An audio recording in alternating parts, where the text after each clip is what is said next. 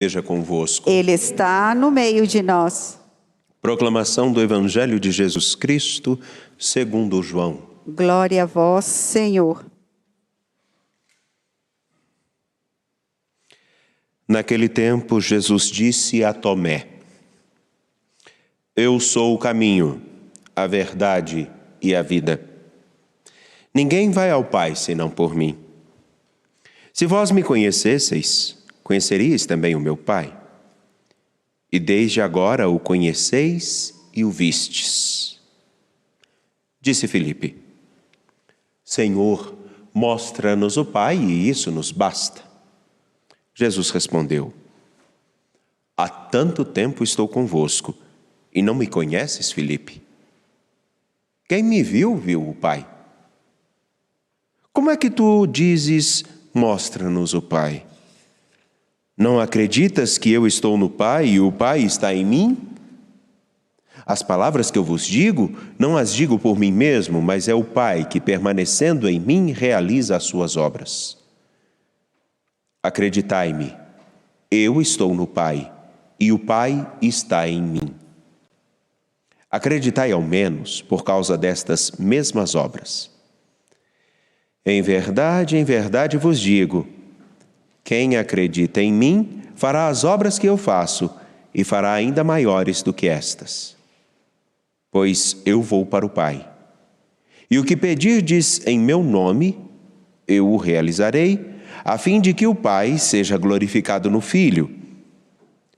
Se pedirdes algo em meu nome, eu o realizarei. Palavra da salvação. Glória a vós, Senhor. Caríssimos, sejam bem-vindos, fiquem à vontade, podem se sentar. Bem-vindos ao Santuário Basílica Nossa Senhora da Piedade, aqui a Casa de Clemência e Bondade, onde temos os 360 graus de vista panorâmica, um bem, um patrimônio da Arquidiocese de Belo Horizonte a serviço de todos, mas uma propriedade da Arquidiocese que está aí sendo cuidado há mais de 250 anos. Nos encontramos hoje para celebrar e lembrando da memória de São Filipe e São Tiago. Filipe e Tiago são um pouco como cada um de nós. E ao celebrarmos esses dois apóstolos, temos o Evangelho de João, capítulo 14, versículos 6 a 14.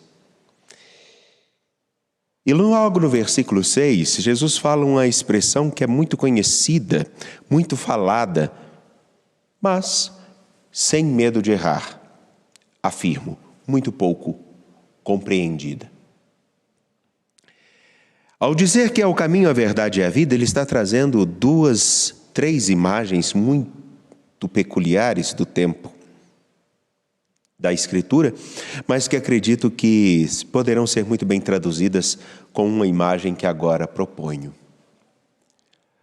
Para isso remonto a um contexto lá da minha infância, na região do Cardoso, Belo Horizonte, na qual nós subíamos um morro e ao descer nós tínhamos lá um córrego. E sobre esse córrego tinha uma adutora de água.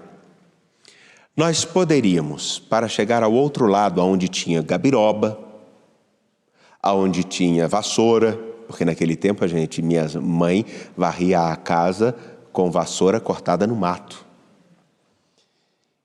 Onde tinha um pasto de um senhor que cuidava de umas vacas naquela região. Hoje tudo é urbanizado. Bom, mas naquele tempo, que não faz tanto tempo assim, só cerca de 28 anos, coisa pouca. 28 não, meu Deus. Tem hora que a gente não pode falar porque a gente se dá conta que a gente está ficando mais velho, né? Mas é cerca disso, 28 anos ou mais, se não for quase mais de 30. Bom, mas enfim, nós tínhamos duas oportunidades. Ou passávamos por uma parte dando uma volta e atravessávamos o córrego, que recebia esgoto, ou nós poderíamos fazer um outro caminho, que era passar pela adutora. Bom, caminhos nós temos muitos. Temos muitos caminhos. Agora, aqui está uma fala singular de Jesus: eu sou o caminho. Ele está trazendo para si uma imagem que também é muito comum nós usarmos. Para você chegar àquela menina pela qual você está encantado, o caminho é você chegar até a Gorete e conversar com ela. Que ela é amiga de fulano e vai te aproximar de Beltrano.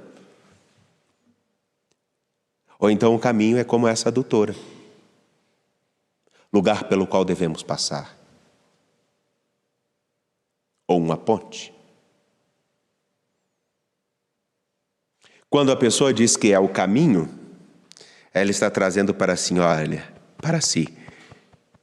Veja tudo que eu te disser, que você vai conseguir conviver com aquela pessoa, conhecer, ou quem sabe até como eu vejo o casal ali de um braço dado, talvez até casar com ela.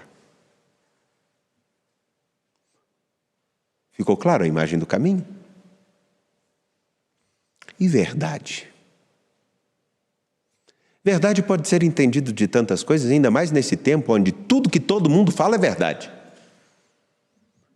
É o chamado tempo da pós-verdade. Não interessa se o fato é real. O que importa é a manchete. A manchete é que importa. Pode estragar a vida de alguém, mas o que importa é a manchete. Não nos preocupamos realmente com os fatos, mas cada um emite a sua opinião a partir daquilo que leu numa manchete e que nem sabe se é verdade. Quantas vidas de pessoas já foram destruídas por causa disso? E o detalhe é que depois ninguém se retrata.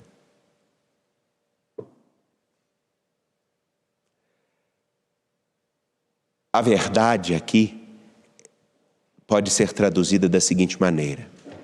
E me lembro bem. Quando nós íamos atravessar a adutora, meu pai falava: preste atenção se não tem areia. E ele dizia: cuidado, aqui tem areia. Segura na sua mãe. Presta atenção aqui.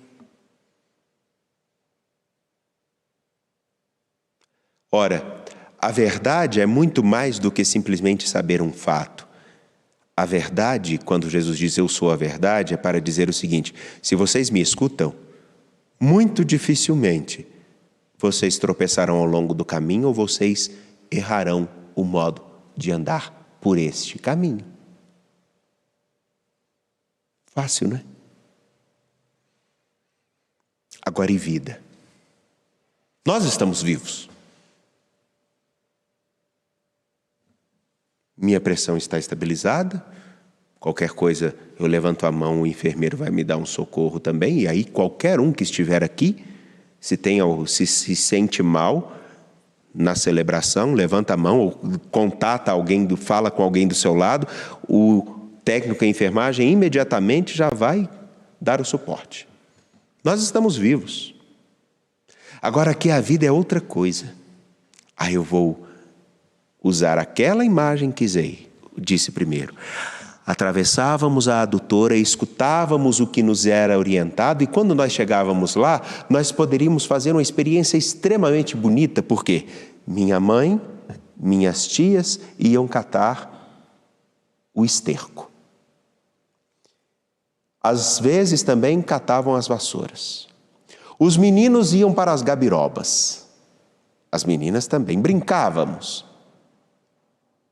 E isso tudo desenrolando com diálogo, vendo aquele espaço que era um mundo a ser explorado. Ali acontecia uma vida. Ali tinham relações estabelecidas. Ali tinham limites bem definidos. Ali tinham possibilidades. Era uma experiência. No entanto, que guardo até hoje essas imagens que com 6, 7 anos pude experimentar. A vida aqui é muito mais do que simplesmente ter o corpo funcionando adequadamente. A vida significa os laços, a relação, o modo com que aquele universo inteiro, aquela realidade inteira para a qual nós nos dirigimos, nós poderíamos experimentar de bondade, de beleza, de liberdade, enfim, de viver.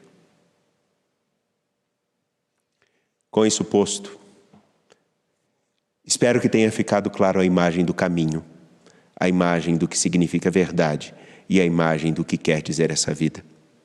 Quando Jesus diz eu sou o caminho, Ele está querendo justamente, está apontando, se vocês querem realmente atravessar para uma margem ou para um lugar aonde verdadeiramente vocês poderão conhecer a significação da sua e da vida dos outros, venham por mim. Passem por mim. E aí, trazendo a imagem dos namoros, se você quer conquistar fulana, ou se você quer conquistar fulano, venha por mim, eu te levarei.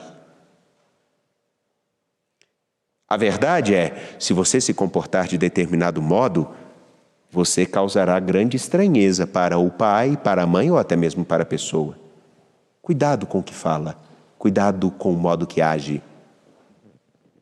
Ele vai lhe dizer a verdade. A verdade não é simplesmente um fato, mas a verdade é, perceba o modo com o qual você precisa se relacionar com aqueles que ali estão. E a vida é o laço estreitado com aquela ou aquelas pessoas com quem você vai conviver. E essa experiência tal te enriquecerá e enriquecerá os outros. Ao dizermos que Jesus é o caminho, a verdade e a vida, nós temos isso como clareza? Será que Jesus realmente é o caminho pelo qual nós estamos dispostos a percorrer a estrada da vida? E a palavra dele realmente é a que pauta todas as nossas escolhas e as nossas falas? Jesus, ao dizer eu sou o caminho, a verdade e a vida para seus discípulos, em especial aqui para Tomé, é o mesmo Tomé que depois vai ter que tocar as chagas de Jesus e dizer, toque aqui e veja se aquilo que eu lhe mostrei é mentira. Veja se a palavra que eu te orientei e disse, o Filho do Homem será entregue na mão dos homens, morrerá e ressuscitará. Veja se isto não se concretizou. E a fala de Tomé se transforma em meu Senhor e meu Deus, porque aí o laço estabelecido com o Senhor da vida toma uma outra conotação. Ele venceu a morte. E agora a minha relação com Ele é de simplesmente fazer, Senhor, que a morte não tenha a palavra final em mim e nem aos outros. Ao celebrarmos a figura de Filipe e de Tiago, nós estamos celebrando a imagem de todos os outros apóstolos e de todos os outros cristãos que compreenderam exatamente isso. O caminho é Jesus Cristo, porque se nós passarmos por Ele, saberemos o modo com que devemos atravessar a história. Por isso, escutar a sua palavra de verdade. E a fim de que no outro lado, nas pequenas travessias de cada dia, nas pequenas travessias dos nossos relacionamentos, nas pequenas travessias que nós temos de interpelações, quaisquer que sejam, parar e perceber, no fundo, o laço que nós estabelecemos fez com que nós tenhamos experimentado algo muito maior do que simplesmente passar 24 horas vivendo a rotina de cada dia. A pergunta simples é, Ele é o seu caminho? Ele é a sua verdade? Ele é a sua vida? E aí me lembro da carta de Paulo. Paulo escreve justamente isso. O Evangelho, a pessoa que vos anunciei, o Evangelho, e que vocês receberam de mim, é nessa que vocês estão firmes, no Evangelho. Pelo Evangelho de Jesus Cristo, vocês são salvos. Se estiverem observando o Evangelho. E aí, finalizo para ficar claro. Jesus, ao dizer que é o caminho, a verdade e a vida, Ele nos dá a receita da verdadeira felicidade. Outros que ensinam suas interpretações ou as suas falas, que não estão baseadas no Evangelho, podem até agradar o nosso coração num momento, mas nem sempre nos falam a verdade, nos mostram o caminho e valorizam a nossa história.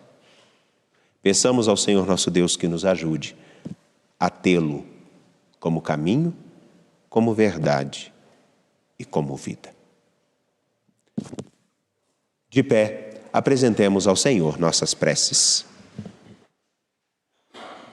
A nossa